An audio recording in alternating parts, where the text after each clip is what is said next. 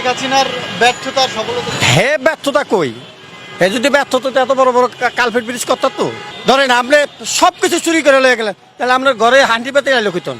আপনি সব চুরি করে লয়ে গেলেন। এই দেশের কালপেট ব্রিজ, এত বড় বড় ব্রিজ, এত বড় বড় রোড, এত বড় বড় জিনিস কিভাবে করলো? এত বড় পদ্মা সেতু হে তো চুরি করে এটি লয়ে যায় নাই, আমগুলিকে থুয়ে গেছে। আমগুলিকে থুয়ে গেছে না, হে যদি এটি পারলো পুটলা বেঁধে লয়ে গেছে গা, না ব্যাগে বেড়ে লয়ে গেছে গা। এত উন্নয়নের পরে এই দেশে অভাবই ছাড়ে না। হে কি দেশে তো লয়ে গেছে, সবই চুরি করছে। আমরা দলব সবই চুরি করে লয়ে গেছে। তখন তোরা চুরি না করে আমাকে মুক্তি দে। তোরা চুরি না করে আছে, হে চুরি করে সব লয়ে গেছে গা। এখন চুরি তো তোরা করছ না, আমার মুক্তি দে। আমি এত বড়টা গাড়ি চালাই 8 দিন ধরে আমার গাড়িতে একটা টিপ হয় না। আমার ফ্যামিলি কিভাবে চলে? তো এরকম তো কোনো সময় হয় নাই।